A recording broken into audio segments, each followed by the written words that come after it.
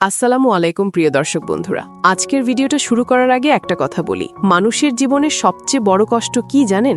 যখন নিজের মানুষগুলোই ধীরে ধীরে পর হয়ে যায়। বদসুরত নাটকের গল্পটা এখন ঠিক এই জায়গায় এসে দাঁড়িয়েছে। ৩১ নম্বর পর্ব যেন শুধু একটা এপিসোড না, এটা ছিল একটার পর একটা হৃদয় ভাঙার গল্প। বিশেষ করে মায়া, একটা মেয়ের জীবনে কতটা কষ্ট থাকলে সে বারবার নতুন করে ভেঙে পড়ে, আবার উঠে দাঁড়ায়, কিন্তু তবুও সুখ তার কাছে ধরা দেয় না। মায়া প্রথমে হারিয়েছে নিজের ভালোবাসা, ভুল বোঝাবুঝির কারণে নিজের ঘর, তারপর অনেক কষ্টে নতুন একটা জীবন শুরু করতে চেয়েছিল, কিন্তু সেই জীবনটাও কি টিকবে? আমরা ৩১ নম্বর পর্বে দেখেছি বজরুল, যে একসময় মায়ার পাশে দাঁড়িয়েছিল, সে এখন ধীরে ধীরে দূরে সরে যাচ্ছে। তার কথায় আগের সেই ভালোবাসা নেই, তার আচরণে আছে সন্দেহ, দ্বিধা, আর এর পেছনে কে?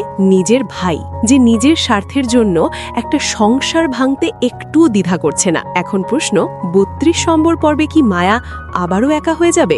আবারও কি তার কপালে জুটবে ডিভোর্স নামের কষ্টটা? গাইজ, সত্যি বলতে মায়ার গল্পটা শুধু একটা চরিত্রের গল্প না, এটা আমাদের সমাজের অনেক মেয়ের গল্প, যারা সব সহ্য করে, সব মেনে নেয়, কিন্তু শেষ পর্যন্ত তাদের ভাগ্যের সুখটা খুবই কম আসে। অন্যদিকে নোমান আর বাবুর ঘটনাটা যেন দেখিয়ে দিল, ক্ষমতা আর স্বার্থের খেলায় কোনো সম্পর্ক স্থায়ী না। যেই চেয়ারম্যানের ছায়ায় তারা এতদিন ছিল, আজ সেই মানুষটাই তাদের শেষ করে দিল।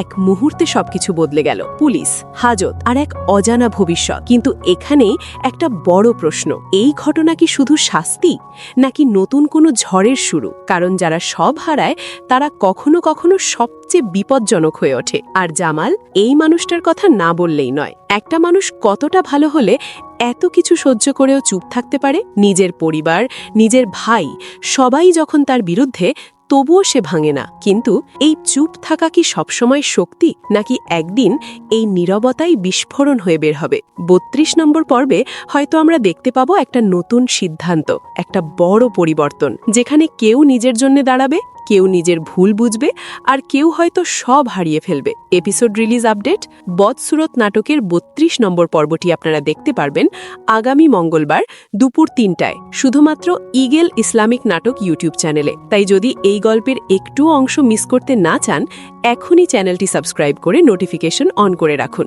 শেষে আপনাদের কাছে একটা প্রশ্ন রেখে যাচ্ছি, আপনার মতে মায়ার জীবনে কি আর কখনো সুখ আসবে, নাকি তার গল্পটা শুধু কষ্টের মধ্যেই শেষ হবে? কমেন্টে আপনার মতামত জানিয়ে দিন। ভিডিওটি ভালো লাগলে লাইক দিন, শেয়ার করুন, আর এরকম ইমোশনাল আপডেট পেতে আমাদের সাথেই থাকুন। ধন্যবাদ।